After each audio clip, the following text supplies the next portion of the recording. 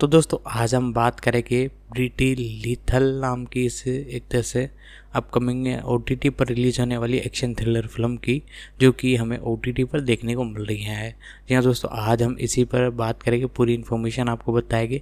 तो आप हमारे इस चैनल पर नए हो तो चैनल को सब्सक्राइब कर दें, आगे मैं इसकी और इन्फॉर्मेशन आपको बताता हूँ।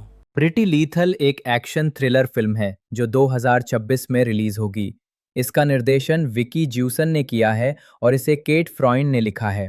इसका प्रीमियर 13 मार्च 2026 को South by Southwest film and TV festival में हुआ था और ये 25 मार्च को अमेजॉन प्राइम वीडियो पर विश्व स्तर पर रिलीज होगी। आधार एक अव्यवस्थित बैले मंडली को उस समय शरण लेने के लिए मजबूर होना पड़ता है जब एक प्रतिष्ठित प्रतियोगिता में जाते समय उनकी बस खराब हो जाती है, और जब सशस्त्र पुरुषों का एक गिरोह उन्हें निशाना बनाता है तो उन्हें अपने प्रशिक्षण का उपयोग करके उनका मुकाबला करना पड़ता है। ढालना मैडी जिगलर बोन्स के रूप में लाना, कॉन्डोर राजकुमारी के रूप में, जोई के रूप में आइरिस अपाटो, मिलिसेंट सीमेंट्स क्लोई के रूप में, अवंतिका ग्रेस के रूप में लोथर मार्कोविक के रूप में, माइकल कल्किन थॉर्ना के रूप में लिडिया लियोनार्ड, उमा थुरमन देवोरा कासिमर के रूप में। उत्पादन फिल्म की घोषणा सबसे पहले फरवरी 2023 में बैलरीना ओवरड्राइव के रूप में की गई थी, जिसमें विकी ज्यूसन को निर्देशन करने और लीना हेडी, यारा शाहिदी, इसाबेला मर्सिद, लाना कॉन्डोर, मिलिसेंट सिमंड्स और आइरिस अपाटो को मुख्य भूमिकाओं में लेने के लिए चुना गया था। फिल्म की शूटिंग 2023 के वसंत में सर्बिया में होने की उम्मीद थी। फिल्म निर्माण में अगस्त 2024 तक देरी हुई और बुडापेस्ट में इसकी शुरुआत हुई, जिसमें हेडी, शाहिदी और मर्सिद ने फिल्म छोड़ दी थी। उनकी जगह मैडी जिगलर, अवंतिका और उमा थुरमन को कलाकारों में शामिल किया गया। फिल्मांकन अक्टूबर में समाप्त हुआ। बाद में फिल्म का नाम बदलकर प्रिटी लीथल कर दिया गया। मुक्त करना नवंबर 2024 में ये खुलासा हुआ कि अंतर्राष्ट्रीय बिक्री एजेंट द वेटरन्स ने सभी अंतर्राष्ट्रीय वितरण अधिकार अमेजॉन एमजीएम स्टूडियो को बेच दिए थे। सितंबर 2025 में अमेजॉन एमजीएम के बारे में खबर आई कि वो 11-12 मिलियन डॉलर में अमेरिकी वितरण अधिकारों के लिए एक समझौते के करीब है, जिससे उन्हें फिल्म के विश्वव्यापी अधिकार मिल जाएंगे। इसका प्रीमियर 13 मार्च 2026 को 2026 SXSW फेस्टिवल में हुआ और इसे 25 मार्च 2026 को अमेजॉन प्राइम वीडियो पर दुनिया भर में रिलीज किया जाएगा। स्वागत समीक्षा एग्रीगेटर वेबसाइट रॉटन टोमेटोज पर 27 आलोचकों की समीक्षाओं में से 63% सकारात्मक हैं। विकी ज्यूसन, जन्म 18 सितंबर 1985, एक अंग्रेजी पटकथा लेखक, निर्माता और फिल्म निर्देशक हैं। जूसन का जन्म ऑक्सफोर्ड में हुआ था, जहां वो अभी भी रहती हैं। उन्हें बचपन से ही फिल्में बनाने में रुचि थी और उन्होंने 16 साल की उम्र में ऑक्सफोर्ड फिल्म और वीडियो मेकर्स के साथ 5 दिवसीय पाठ्यक्रम लिया। वो निर्माता रूपर्ट विटेकर के साथ मिलकर जूसन फिल्म प्रोडक्शन कंपनी की प्रमुख हैं। फिल्में उनकी पहली फिल्म लेडी गोडीवा, जो किंवदंती का एक अद्यतन संस्करण है, को पारंपरिक कोवेंट्री के बजाय ऑक्सफोर्ड और कार्कासोन में फिल्माया गया था, क्योंकि जूसन ने इसे बनाने के लिए दोस्तों से धन जुटाया था। ये जनवरी 2008 में रिलीज हुई और इसे खराब समीक्षाएं मिली। उसी वर्ष 19 मई को फिल्म की डीवीडी रिलीज के साथ जूसन ने मैगी के लिए एक चैरिटी फंड जुटाने का कार्यक्रम आयोजित किया, जिसमें उन्होंने महिलाओं को लंदन के हाइड पार्क में नग्न या लगभग नग्न अवस्था में सवारी करने के लिए प्रायोजित किया। ज्यूसन की अगली फिल्म बॉर्न ऑफ वॉर एक थ्रिलर, ज्यूसन और रूपर्ट विटेकर द्वारा सहलिखित थी और 2015 में रिलीज हुई थी। जनवरी 2018 में महिला अंगरक्षक जैकी डेविस के जीवन पर आधारित ज्यूसन की फिल्म क्लोज रिलीज हुई और नेटफ्लिक्स ने इसे खरीद लिया। इसमें न्यूमी रैपेस और सोफी नेलिस ने अभिनय किया है। ज्यूसन ने एक बार फिर विटेकर के साथ पटकथा लिखी, जिनसे उनकी शादी हो चुकी है। आइरिस अपाटो, जन्म 12 अक्टूबर 2002, एक अमेरिकी अभिनेत्री हैं। उन्होंने नेटफ्लिक्स श्रृंखला लव में आर्या हॉपकिंस और 2022 नेटफ्लिक्स फिल्म द बबल में क्रिस्टल क्रिस की भूमिका निभाई। वो फिल्म निर्माता जुड अपाटो और अभिनेत्री लेस्ली मान की छोटी बेटी हैं। उनकी बड़ी बहन अभिनेत्री मॉड अपाटो हैं। प्रारंभिक और व्यक्तिगत जीवन। आइरिस अपाटो का जन्म 12 अक्टूबर 2002 को अभिनेत्री लेस्ली मान और फिल्म निर्माता जुड अपाटो के घर हुआ था। उनके पिता का परिवार यहूदी है, जबकि उनकी नानी की दादी फिनिश मूल की थीं। उनकी बहन अभिनेत्री मॉड अपाटो हैं, जिनके साथ उन्होंने दिस इज 40, फनी पीपल और नॉक्ड अप में काम किया है। उन्होंने 2021 में हाई स्कूल से स्नातक की उपाधि प्राप्त की। अपेटो पहले अभिनेत्री केट हडसन और गायक क्रिस रॉबिन्सन के बेटे राइडर रॉबिन्सन के साथ रिश्ते में थीं। 2024 से वो अभिनेता एमिली मॉर्टिमर और एलेसांड्रो निवोला के बेटे अभिनेता सैम निवोला के साथ रिश्ते में हैं। ये जोड़ा न्यूयॉर्क में एक अपार्टमेंट में कुमो नाम की एक पालतू बिल्ली के साथ रहता है। मशहूर हस्तियों के साथ उनके निजी संबंधों को मीडिया में काफ़ी तवज्जो मिली है, खासकर गायिका गीतकार ओलिविया रॉड्रिगो के साथ साथ गायिका गीतकार बिली इलिश और प्रभावशाली हस्तियों चार्ली डी अमेलियो और अवानी ग्रेग के साथ। आजीविका अपेटो ने 5 साल की उम्र में अभिनय शुरू किया, जब वो अपने पिता द्वारा निर्देशित फिल्म नॉक्ड अप में शार्लोट के रूप में दिखाई दीं। 2016 में अपाटो नेटफ्लिक्स श्रृंखला लव में आर्या हॉपकिंस के रूप में दिखाई दीं, जो एक टीवी श्रृंखला की युवा स्टार थीं। 2026 में वो आगामी hunger Games Sunrise on the reaping में प्रोसरपीना ट्रिंकेट के रूप में दिखाई देंगी। फिल्मोग्राफी पतली परत वर्ष शीर्षक भूमिका नोट्स 2007 खटखटाया चालट 2009 मजाकिया लोग इंग्रीड 2012 ये 40 है चालट 2016 sausage party very good candies अंगूर नारियल का दूध 2021 खट्टा प्रॉम स्वयं कॉन्सर्ट फिल्म 2022 बुलबुला Crystal Chris Vivian Joy 2024 Young Werther बहन 2006 प्रिटी लीथल जो डाक उत्पादन The Hunger Games Sunrise on the Reaping Proserpina Trinket डाक उत्पादन टेलीविजन वर्ष शीर्षक भूमिका नोट्स 2016-2018 प्यार आर्या हॉपकिंस आवर्ती भूमिका 2024 अस्थिर जॉर्जिया 8 एपिसोड 2026 मुझसे झूठ बोलना अमेंडा लाना कॉन्डोर ट्रान डोंग लैन 11 मई 1997 एक अमेरिकी अभिनेत्री और यूट्यूबर हैं।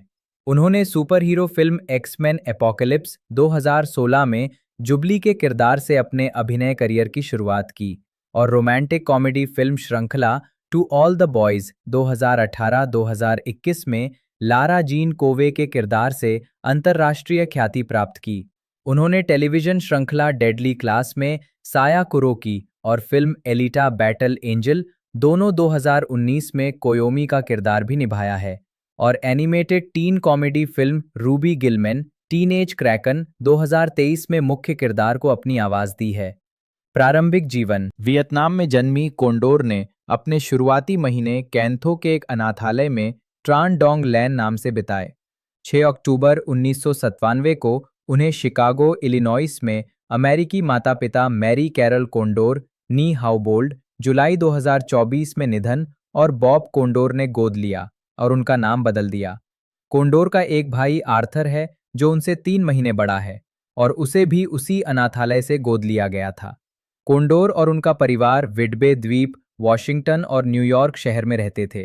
कोंडोर ने बचपन में बैले का अध्ययन किया और Whidbey Island Dance Theatre, Joffrey Ballet, Rock School for Dance Education और Alvin Ailey American Dance Theater से प्रशिक्षण प्राप्त किया। उन्होंने लॉस एंजलिस बैले के साथ नृत्य करना जारी रखा और ग्राउंडलिंग्स में इम्प्रोवाइजेशनल थिएटर का प्रशिक्षण भी लिया।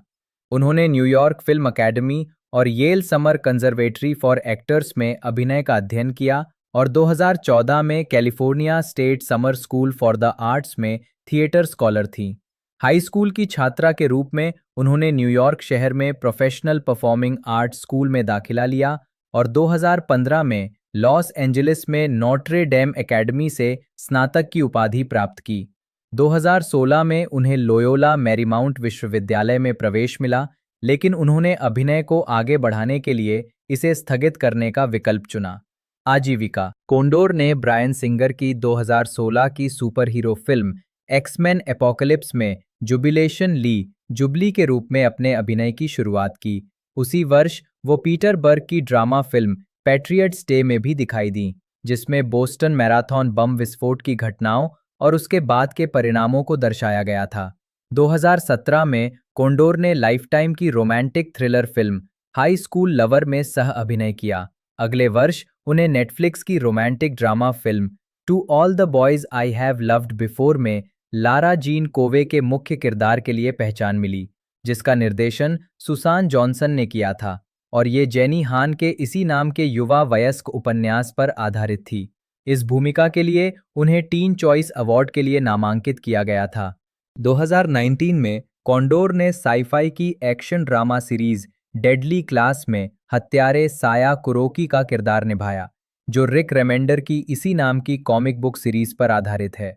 वो रॉबर्ट रॉड्रिक्स की science fiction film Elita Battle angel में कोयोमी के रूप में भी दिखाई दी, जो युकिटो किशिरो की ग्राफिक नॉवेल सीरीज पर आधारित है। कॉन्डोर ने नेटफ्लिक्स की stop motion animated series Rilakkuma and Kaoru 2019 में काओरू के किरदार को आवाज दी। नेटफ्लिक्स सीरीज बोजैक हॉर्समैन में केसी मैकगैरी की आवाज के रूप में अतिथि भूमिका निभाई और जोसेफ क्रॉस द्वारा निर्देशित coming of age romantic comedy summer night 2019 में सह कलाकार के रूप में काम किया। 2020 में कॉन्डोर ने माइकल फिमोग्नारी द्वारा निर्देशित फिल्म श्रृंखला की दूसरी कड़ी to all the boys PS I still love you में लारा जीन कोवे के रूप में अपनी भूमिका दोहराई।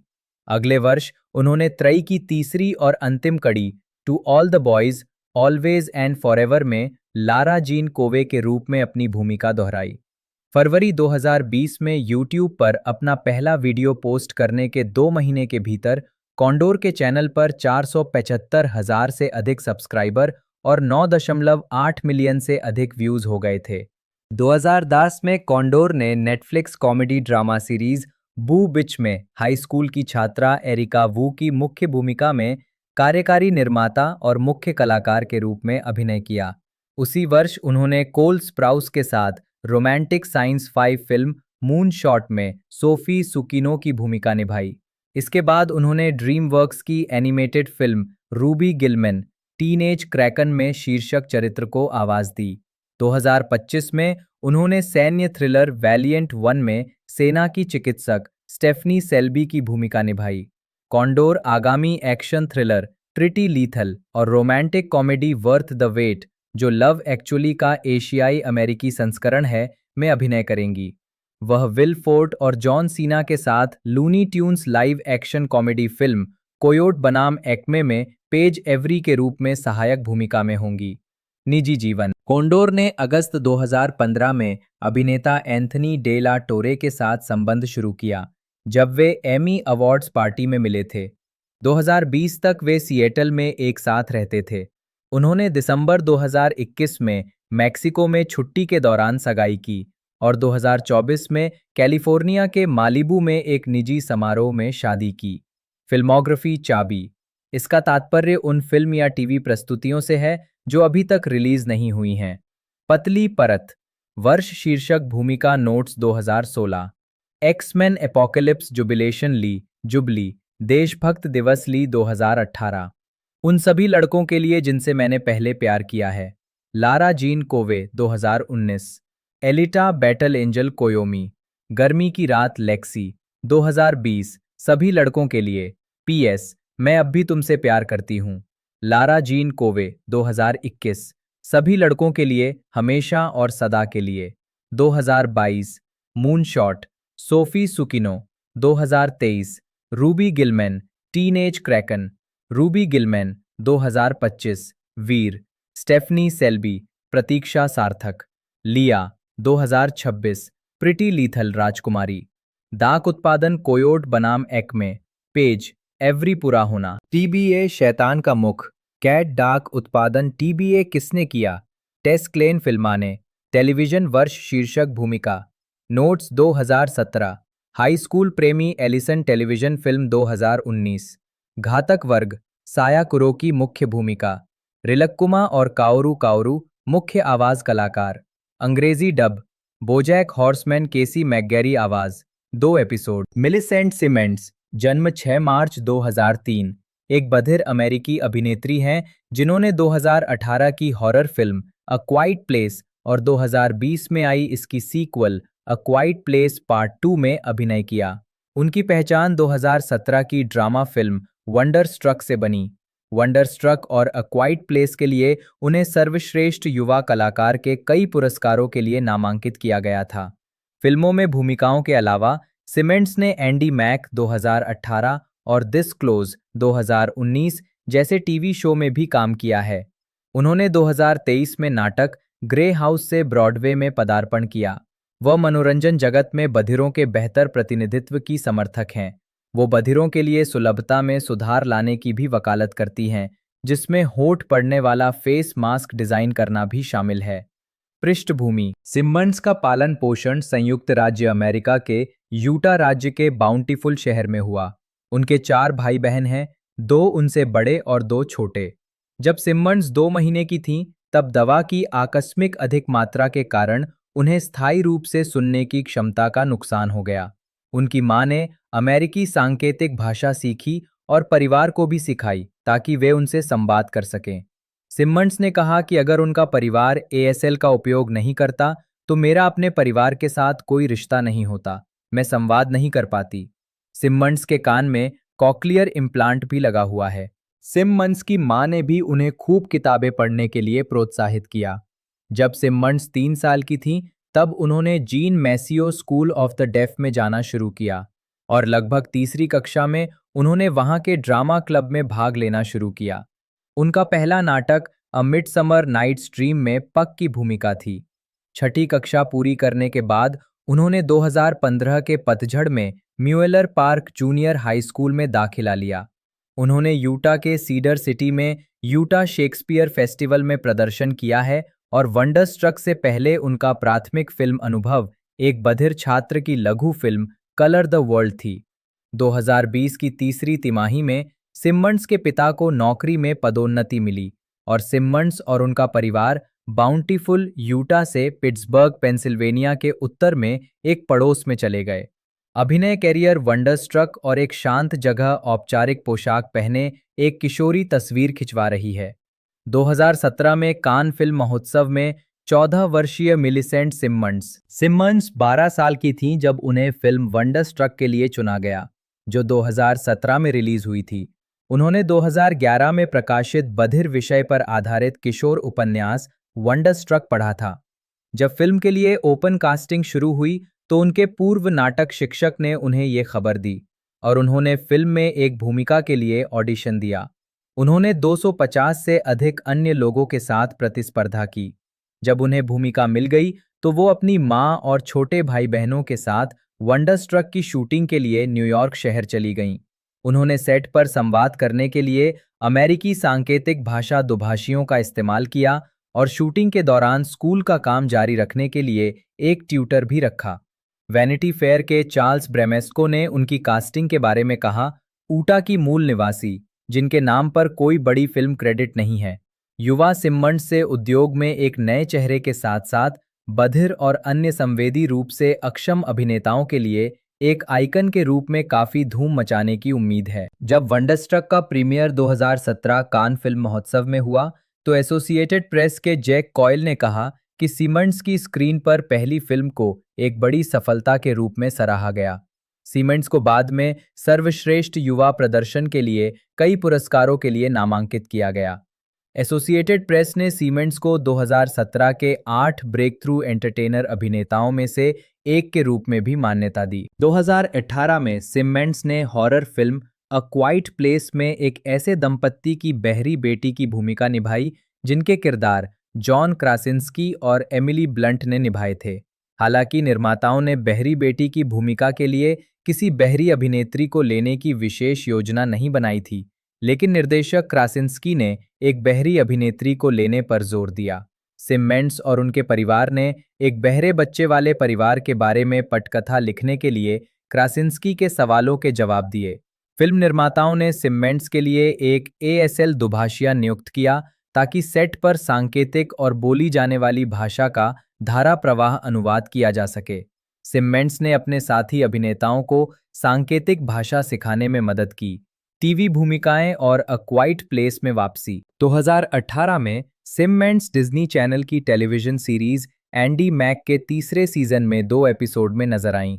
वो पहले सीजन में एक एक्स्ट्रा कलाकार के रूप में दिखाई दी थी और सीरीज के निर्माताओं ने उन्हें एक नियमित भूमिका के लिए वापस बुलाया।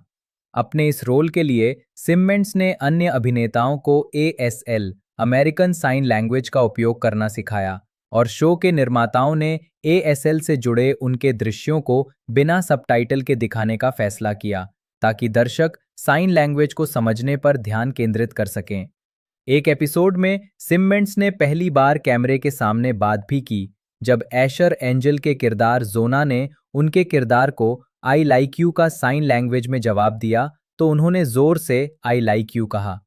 सिमेंड्स ने इस संवाद के बारे में कहा, मुझे याद भी नहीं कि ये बात कैसे उठी या किसका विचार था, लेकिन मुझे याद है कि मेरी माँ ने मुझसे पूछा था कि मुझे इसके बारे में कैसा लग रहा है और मैंने उनसे कहा कि मुझे लगता है कि मैं कोशिश कर सकती हूँ। मैं वास्तव में इसके बारे में काफी घबराई हुई थी। मैं सार्वजनिक रूप से अपनी आवाज का ज्यादा इस्तेमाल नहीं करती। अगले वर्ष सिमेंड्स दिस क्लोज के दूसरे सीजन के एक एपिसोड में दिखाई दिए। अक्टूबर में सिमेंड्स को फ्रीफॉर्म पर टीवी श्रृंखला क्लोजअप के पायलट एपिसोड में मुख्य भूमिका के लिए चुना गया और उसी वर्ष वैंकूवर में इसका निर्माण हुआ। मई 2020 तक फ्रीफॉर्म ने पायलट एपिसोड को अस्वीकार कर दिया। सिमंड्स ने सीक्वल फिल्म अ क्वाइट प्लेस पार्ट 2 में भी अपनी भूमिका दोहराई, जिसकी शूटिंग 2019 के मध्य में हुई थी। जॉन क्रेसिंस्की, जिन्होंने सीक्वल का निर्देशन भी किया था, ने कहा, मेरे मन में एक छोटा सा विचार था कि मिली को फिल्म की मुख्य भूमिका दी जाए। उनका किरदार उन सभी विषयों के द्वार खोलता है जिनसे मैं पहली फिल्म में निपट रहा था। फिल्म का विश्व प्रीमियर मार्च 2020 में हुआ, लेकिन कोविड-19 महामारी के कारण इसकी व्यावसायिक रिलीज मई 2021 तक स्थगित कर दी गई। अगले अगस्त में वैरायटी ने सिमंड्स को 2021 power of young Hollywood impact list में 25 वर्ष से कम आयु के 50 से अधिक अन्य प्रतिभाशाली कलाकारों में शामिल किया। ग्रे हाउस और निर्माणाधीन परियोजनाएं। सिमंड्स ने लघु फिल्म बम्बल बीज में अभिनय किया, जिसका प्रीमियर 11 जून 2022 को ट्रिबेका फिल्म फेस्टिवल में हुआ। उन्होंने लेवी हॉलोवे के नाटक ग्रे हाउस के ब्रॉडवे रूपांतरण में भी ब्रॉडवे पर अपनी शुरुआत की, जिसका प्रीमियर 30 मई 2023 को हुआ। सिमंड्स ने कहा कि ब्रॉडवे पर अभिनय के लिए फिल्म या टीवी की तुलना में अधिक अतिरंजित भावों की आवश्यकता होती है, क्योंकि दर्शकों के सामने अपनी उपस्थिति दर्ज कराना आवश्यक होता है। उन्होंने मंच प्रदर्शनों की दोहराव वाली प्रकृति की तुलना फिल्म और टीवी के दिन प्रतिदिन के बदलते दृश्यों से भी की। एंटरटेनमेंट वीकली के एमलिन ट्रेविस ने लिखा, सिमंड्स, जो बधिर हैं, अपने सह कलाकारों के साथ अमेरिकी सांकेतिक भाषा में धुनें प्रस्तुत करती हैं, जो प्रदर्शन के दौरान उनके चरित्र के साथ सांकेतिक भाषा का उपयोग करते हैं और उसकी व्याख्या करते हैं, जो मंच पर प्रतिनिधित्व और सुलभता का एक उत्कृष्ट प्रदर्शन है। कम टिकट बिक्री के कारण ग्रे हाउस 30 जुलाई 2023 को बंद हो गया। जुलाई 2021 में सिमंड्स ने circle of confusion television studio के साथ साझेदारी की ताकि सारा नोविक की 2022 की बहरेपन पर आधारित पुस्तक ट्रूबिस के टीवी रूपांतरण में अभिनय और कार्यकारी निर्माण कर सकें। अगले अक्टूबर में सिमंड्स को फिल्म हेलेन एंड टीचर के लिए बहरेपन से दृष्टिहीन ऐतिहासिक व्यक्ति हेलेन केलर के रूप में चुना गया, जिसकी मुख्य शूटिंग उस समय 2022 के मध्य में शुरू होने की योजना थी। दोनों में से कोई भी परियोजना अभी तक विकास चरण से आगे नहीं बढ़ी है। फरवरी 2023 में सिमंड्स को action thriller film pretty lethal में कास्ट किया गया था। सिमंड्स को नोमी रैपेस के साथ horror thriller film no man's land में कास्ट किया गया था, जिसकी शूटिंग अप्रैल 2026 में शुरू होनी थी। बधिरों की वकालत। 2017 में वंडरस्ट्रक में सिमंड्स के पदार्पण के बाद यूटा स्थित एक समाचार आउटलेट ने बताया, मिली अभिनय और बधिर समुदाय के लिए वकालत दोनों जारी रखने की योजना बना रही हैं। 2019 में एक क्वाइट प्लेस में अभिनय करने के बाद सिमंड्स को ग्रीनविच इंटरनेशनल फिल्म फेस्टिवल का मेक एन इम्पैक्ट अवार्ड मिला और उन्होंने विकलांग लोगों के सिनेमाई प्रतिनिधित्व पर चर्चा करने के लिए महोत्सव के पैनल में भाग लिया। 2020 में कोविड-19 महामारी के कारण अ क्वाइट प्लेस पार्ट 2 की व्यावसायिक रिलीज अगले वर्ष के लिए स्थगित होने के साथ सिमंड्स और एक speech language pathology clinical fellow ने एक ऐसा फेस मास्क डिजाइन किया जिसमें एक पारदर्शी पैनल शामिल था ताकि होंठ पढ़ने और चेहरे के भावों को देखा जा सके। सिमंड्स ने fair trade fashion brand Rafi Nova के साथ मिलकर मास्क बनाए और शुद्ध आय बधिर और कम सुनने वाले संगठनों को दान की। उन्होंने 1990 के अमेरिकियों के विकलांगता अधिनियम की 30वीं वर्षगांठ के हिस्से के रूप में विकलांग रचनात्मक हस्तियों के प्रतिनिधित्व के बारे में academy of motion picture arts and sciences द्वारा आयोजित एक वर्चुअल पैनल में भी भाग लिया। वर्ष के अंत में किशोर पत्रिका 17 ने सिमंड्स को उनकी दूरदर्शिता और सक्रियता के लिए वॉइस ऑफ द ईयर 2020 के 15 प्राप्तकर्ताओं में से एक के रूप में मान्यता दी। बधिर किरदारों को ऐतिहासिक रूप से सुनने वाले अभिनेताओं द्वारा निभाया जाता रहा है। यह संपादन प्रक्रिया के कारण सांकेतिक भाषा अस्पष्ट हो जाती है।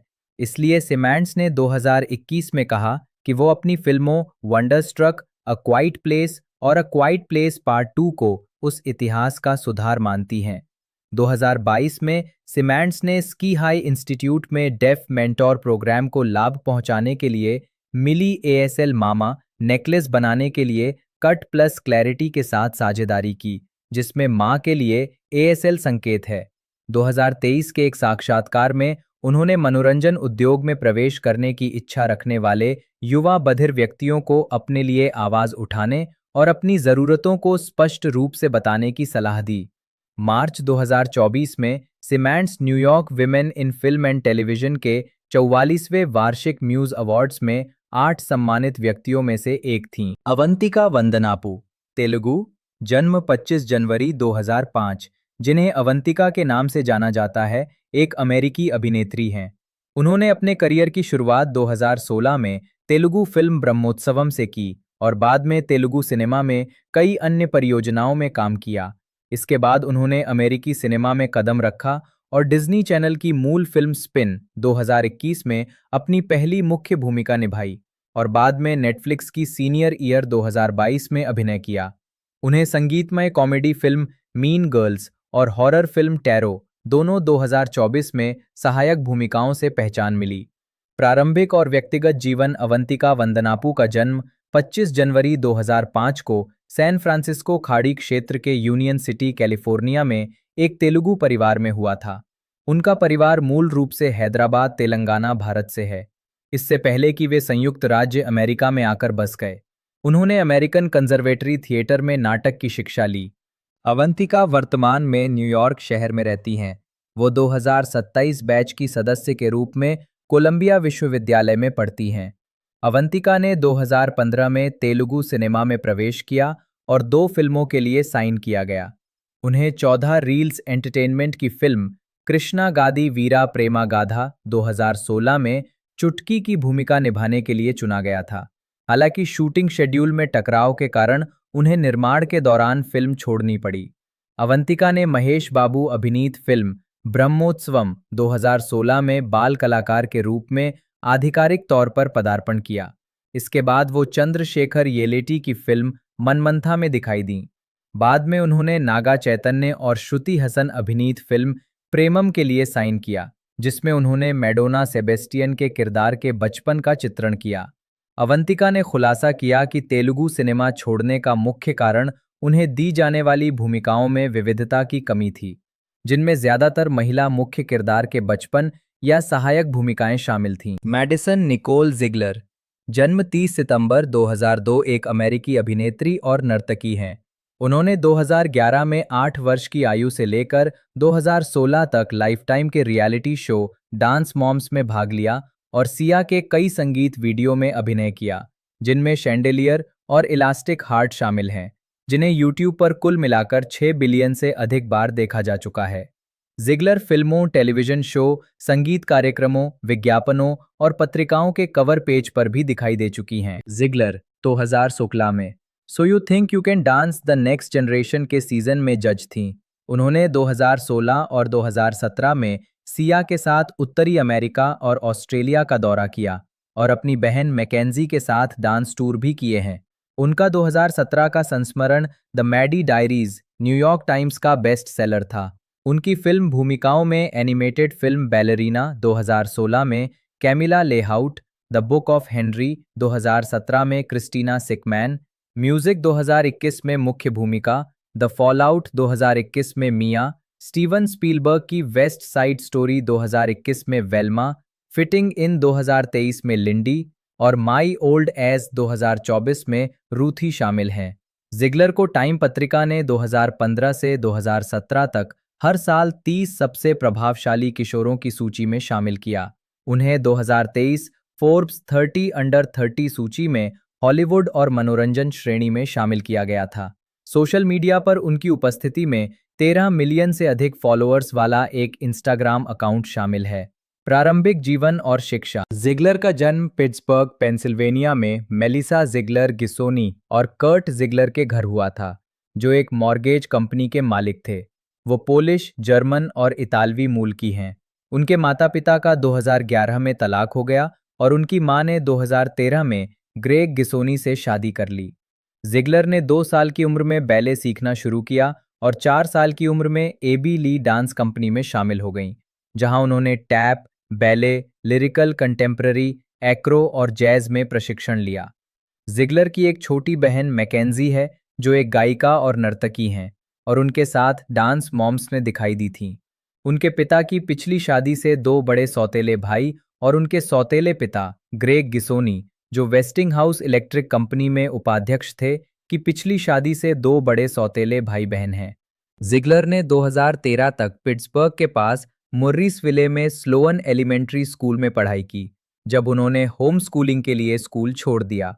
जिगलर का पालन पोषण मर्रिसविले में हुआ, लेकिन किशोरावस्था में उन्होंने काम करना शुरू कर दिया और अपना अधिकांश समय लॉस एंजलिस में बिताने लगीं। आजीविका, डांस मॉम्स और संगीत video. AB Lee Dance company के साथ जिगलर ने क्षेत्रीय, राज्य और राष्ट्रीय नृत्य प्रतियोगिताओं में कई खिताब जीते, जिनमें 2014 का dancers choice award for favourite dancer 17 and under भी शामिल है। 2010 में उन्होंने पाउला अब्दुल के रियलिटी टेलीविजन कार्यक्रम लाइव टू डांस में प्रदर्शन किया। 2011 में 8 वर्षीय जिगलर और उनकी मां लाइफटाइम के डांस मॉम्स के पहले सीजन में दिखाई दी। ये एक रियलिटी शो था जो एबी ली मिलर की Abby Lee Dance Company Elite Competition Team की युवा नर्तकियों और उनकी अक्सर झगड़ालू माताओं के बारे में था। जिगलर शो के 6 सीजन में असाधारण रूप से निपुण और उत्कृष्ट कलाकार के रूप में उभरी, जहां वो अपनी मां और छोटी बहन मैकेंजी के साथ 2016 तक दिखाई देती रहीं, जो शो में उनका आखिरी सीजन था। 2013 में उन्होंने एक स्पिन ऑफ कार्यक्रम एबीजी अल्टीमेट डांस कॉम्पिटिशन में अतिथि भूमिका निभाई। डांस मॉम्स ने जिगलर को वर्तमान में मनोरंजन जगत की सबसे प्रसिद्ध नर्तकियों में से एक बनाने में मदद की। अन्य नर्तकियों को मौलिकता और गरिमा के साथ अपने सपनों को पूरा करने के लिए प्रेरित करती हैं। जिगलर एलेक्स कैलिसे, सिया और टॉड्रिक हॉल जैसे कलाकारों के संगीत वीडियो में नजर आ चुकी हैं। 11 साल की उम्र में उन्होंने सिया के 2014 के चैंडेलियर वीडियो में अभिनय करके व्यापक प्रसिद्धि हासिल की, जिसने सर्वश्रेष्ठ वीडियो के लिए ARIA संगीत पुरस्कार जीता। सिया ने जिगलर को डांस मॉम्स पर खोजा था। इस वीडियो को 2014 के MTV वीडियो म्यूजिक अवार्ड्स में वीडियो ऑफ द ईयर और सर्वश्रेष्ठ कोरियोग्राफी के लिए भी नामांकित किया गया था और इसने बाद वाला पुरस्कार जीता। इसे 2015 में सर्वश्रेष्ठ संगीत वीडियो के लिए ग्रैमी पुरस्कार के लिए भी नामांकित किया गया था। इसे YouTube पर 2.5 बिलियन से अधिक बार देखा जा चुका है और एक समय ये YouTube पर अब तक का 13वां सबसे अधिक देखा जाने वाला वीडियो था। जिगलर ने कोरियोग्राफी के बारे में कहा, "ये वास्तव में लीक से हटकर था और इसने मुझे बहुत कुछ सिखाया, क्योंकि मैं प्रतियोगिता नृत्यों की आदी हूं, जहां आपको कहा जाता है अपने पैरों को सीधा करो, लेकिन इस बार ऐसा था कि आपको बस जाने देना है और इसे महसूस करना है।" 2015 में जिगलर ने शिया लाबेउफ के साथ इलास्टिक हार्ट में अभिनय किया, जो सिया का एक और वीडियो था और जिसे YouTube पर 1 बिलियन से अधिक बार देखा गया। उसी वर्ष जिगलर ने सिया के एल्बम 1000 फॉर्म्स ऑफ फियर से अपने वीडियो की त्रयी को पूरा करने के लिए बिग गर्ल्स क्राई के संगीत वीडियो में अभिनय किया।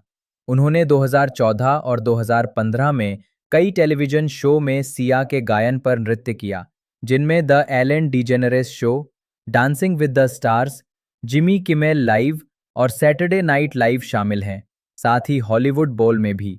2015 के अंत तक उन्होंने एलेन डीजेनेरेस शो में सिया के साथ 3 बार प्रदर्शन किया था। उन्होंने 2015 के ग्रैमी अवार्ड्स में सिया और क्रिस्टन विक के साथ शैंडेलियर पर भी प्रदर्शन किया।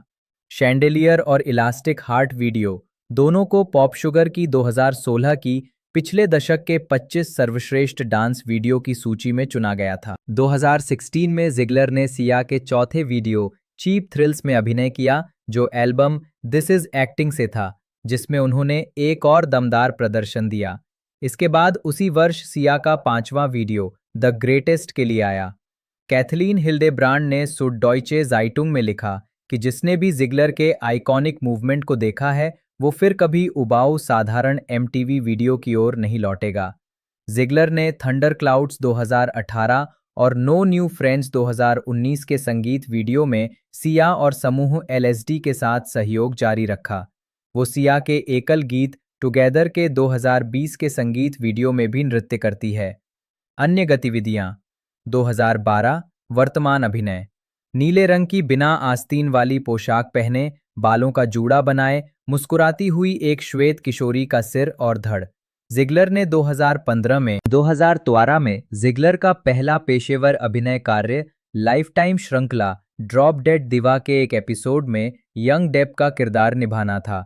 2014 में जिगलर मोबाइल के लिए निर्मित श्रृंखला हिट स्ट्रीक समर के एपिसोड 34 में अतिथि कलाकार के रूप में दिखाई दी।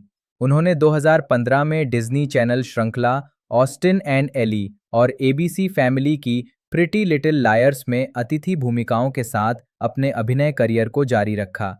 जनवरी 2016 में उन्होंने निकलोडियन के Nicky Ricky Dicky and Dawn के episode Ballet and the Beasts में अतिथि भूमिका निभाई। वो जनवरी 2017 में Nicky Ricky Dicky and Dawn के episode Keeping Up with the Quadashians में वापस आईं। जिगलर ने एनिमेटेड फिल्म बैलेरिना 2016 में कैमिला के किरदार को आवाज दी, जो 2017 में अमेरिका में लीप के रूप में रिलीज हुई थी। उन्होंने feature film the Book of Henry 2017 में क्रिस्टीना की भूमिका निभाई। द बुक ऑफ हेनरी के निर्देशक कॉलिन ट्रेवरो ने एंटरटेनमेंट वीकली को बताया कि जिगलर असाधारण रूप से सक्षम हैं। वो जिस भी भावना को व्यक्त करना चाहती हैं, उसे बहुत जल्दी समझ लेती हैं। उन्हें ये करना किसी ने नहीं सिखाया, वो बस जानती हैं। सैंटा मोनिका डेली प्रेस के एक समीक्षक ने लिखा कि द बुक ऑफ हेनरी में जिगलर एक ऐसे किरदार के साथ शानदार काम करती हैं जिसे अपना दर्द छिपाने के लिए मजबूर होना पड़ता है। 2019 में उन्होंने बीबीसी स्पोर्ट के लिए अपनी दोस्त सिमोन बाइल्स के बारे में एक श्रद्धांजलि फिल्म को नैरेट किया। जिगलर ने सिया द्वारा लिखित और निर्देशित एक संगीतमय फिल्म जिसका शीर्षक म्यूजिक था में मुख्य किरदार निभाया, जो फरवरी 2021 में रिलीज हुई थी। वैराइटी में क्रिस विलमैन ने जिगलर के एक गैर मौखिक ऑटिस्टिक किशोरी के रूप में प्रदर्शन को हमेशा विश्वसनीय नहीं बताया, लेकिन टिप्पणी की कि उन्हें शानदार नृत्य करने में कोई सीमा नहीं थी। हालांकि उन्हें इस भूमिका के लिए 2021 का गोल्डन रास्पबेरी पुरस्कार सर्वश्रेष्ठ सहायक अभिनेत्री के लिए मिला। उन्हें कई अनुकूल समीक्षाएं मिली। जिगलर ने high school drama film the fallout में सह अभिनय किया, जिसका प्रीमियर मार्च 2021 में साउथ बाय साउथवेस्ट में हुआ, जहां इसने नैरेटिव फीचर फिल्म प्रतियोगिता में ग्रैंड जूरी पुरस्कार जीता।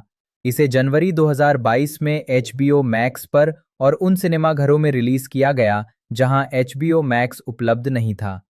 लोकप्रिय लेकिन अकेली मिया के रूप में जिगलर के प्रदर्शन को शांत लेकिन संवेदनशील और कमजोर, एक चौंका देने वाला प्रदर्शन और आश्चर्यजनक, पूरी तरह से साकार और जटिल कहा गया।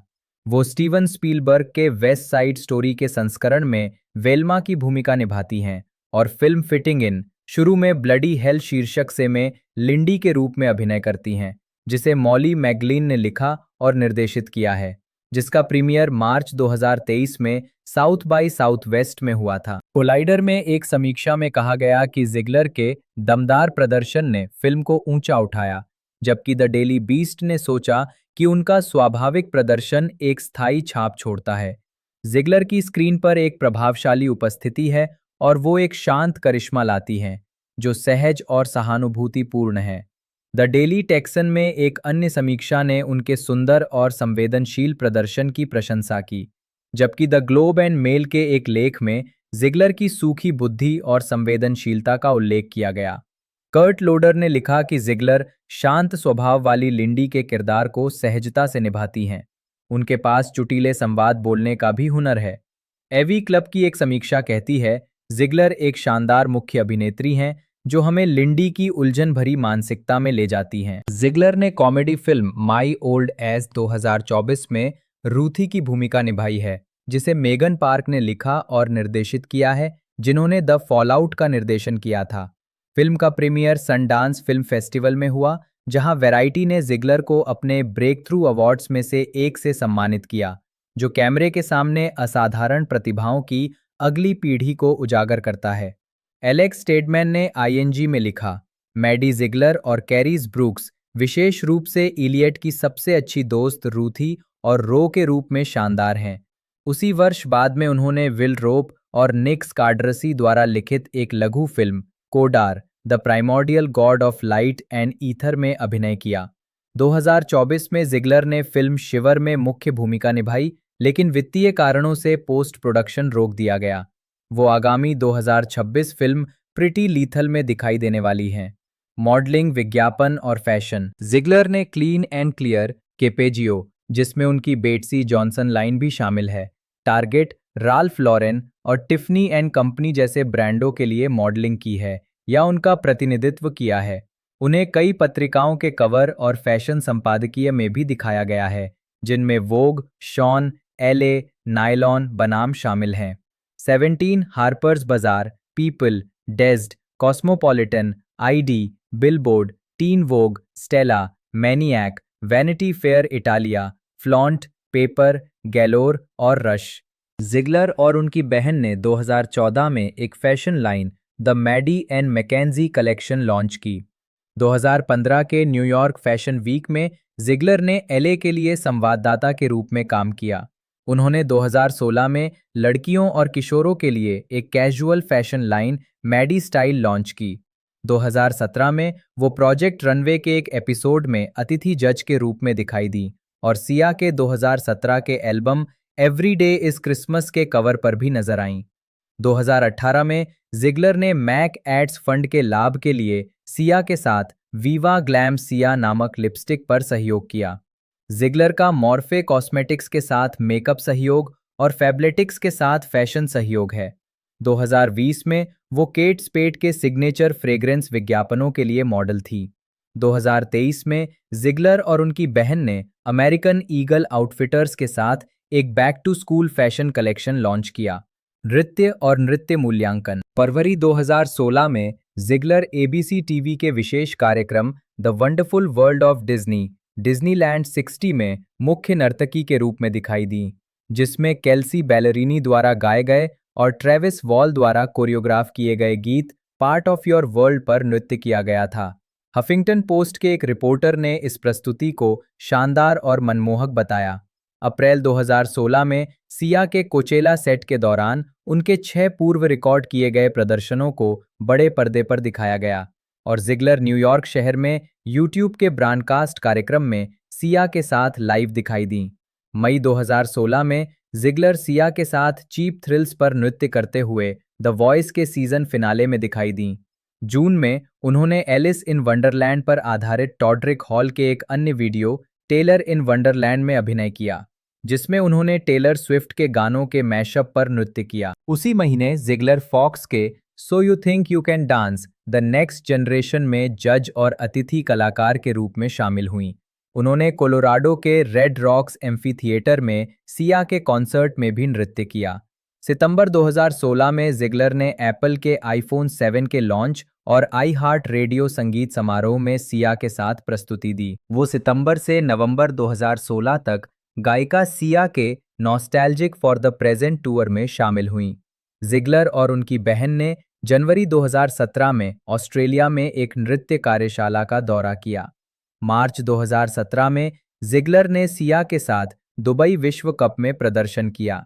सितंबर में जिगलर ने सिया के गीत रेनबो पर नृत्य किया, जो My Little Pony the movie के साउंड ट्रैक से है। और उन्होंने फिल्म में सिया के किरदार के लुक से मिलती-जुलती पोशाक पहनी थी। उन्होंने नवंबर और दिसंबर 2017 में ऑस्ट्रेलिया और न्यूजीलैंड के एक मिनी टूर पर सिया के साथ फिर से प्रदर्शन किया और बाद में दिसंबर में वो और सिया एलन शो में सिया के गीत स्नोमैन पर प्रदर्शन करने के लिए वापस आईं। जिगलर और उनकी बहन ने जुलाई 2018 में ऑस्ट्रेलिया और न्यूजीलैंड का एक और नृत्य कार्यशाला दौरा आयोजित किया और 2019 में यूके में भी। जुलाई 2019 में जिगलर ने जापान में सिया के साथ फूजी रॉक फेस्टिवल में प्रदर्शन किया। वो और उनकी बहन 2020 में क्वीबी डांस प्रतियोगिता शो फ्लोर में अतिथि जज थीं। लेखन और सोशल मीडिया। जिगलर 2021 में जिगलर ने एबी ली मिलर के 2014 के संस्मरण everything I learned about life I learned in dance class की प्रस्तावना लिखी। जिगलर ने नवंबर 2016 के इंटरव्यू पत्रिका के कवर लेख के लिए अपनी दोस्त मिली बॉबी ब्राउन का साक्षात्कार लिया। 2017 में उन्होंने अपना संस्मरण द मैडी डायरीज प्रकाशित किया, जो न्यूयॉर्क टाइम्स बेस्ट सेलर बन गया। जिगलर ने मध्य श्रेणी के पाठकों के लिए उपन्यासों की एक त्रयी भी लिखी। ये श्रृंखला 12 वर्षीय नर्तकी हार्पर पर केंद्रित है, जिसका परिवार एक नए राज्य में स्थानांतरित हो जाता है और वो एक प्रतिस्पर्धी नृत्य टीम में अपनी जगह बनाने के साथ साथ नए दोस्त बनाने की किशोरावस्था से पहले की चुनौतियों का सामना करती है। पहला उपन्यास द ऑडिशन 2017 में रिलीज हुआ, द कॉलबैक 2018 में रिलीज हुआ और द कॉम्पिटिशन 2019 में आया। जिगलर सोशल मीडिया पर सक्रिय हैं। उनके इंस्टाग्राम पर 13 मिलियन से अधिक फॉलोअर्स हैं, ट्विटर पर 1.2 मिलियन से अधिक फॉलोअर्स हैं और फेसबुक पर 3 मिलियन से अधिक फॉलोअर्स हैं। सिया के डांस वीडियो को यूट्यूब पर कुल मिलाकर 6 बिलियन से अधिक बार देखा जा चुका है। जिगलर के यूट्यूब चैनल पर 3.6 मिलियन से अधिक सब्सक्राइबर हैं। परोपकार। 2012 में जिगलर ने अपनी मां और बहन के साथ मिलकर स्टारलाइट चिल्ड्रंस फाउंडेशन के साथ साझेदारी की ताकि गंभीर रूप से बीमार युवाओं के लिए जागरूकता बढ़ाई जा सके। 2016 में जिगलर और उनकी बहन ने DoSomething.org के बर्थडे मेल अभियान के लिए एक सार्वजनिक सेवा घोषणा की, जिसके माध्यम से लोग बेघर आश्रयों में रहने वाले बच्चों को घर पर बने जन्मदिन कार्ड भेज सकते हैं। इसी संगठन ने जिगलर बहनों को 2016 में दानशील युवा हस्तियों की अपनी सूची में शामिल किया। जिगलर ने 2016 में नीगल लिथगो के डिजी फीट फाउंडेशन गाला में ट्रेविस वॉल के साथ भी प्रदर्शन किया ताकि कम आय वाले बच्चों के लिए नृत्य शिक्षा कार्यक्रमों और अमेरिका के नृत्य स्कूलों में प्रतिभाशाली छात्रों के लिए छात्रवृत्ति के लिए धन जुटाया जा सके। 2016 से जिगलर ने डांसर्स अगेंस्ट कैंसर के साथ साझेदारी की है और कैंसर से जूझ रहे लोगों के लिए जागरूकता और धन जुटाने हेतु सार्वजनिक सेवा विज्ञापनों में दिखाई दी हैं।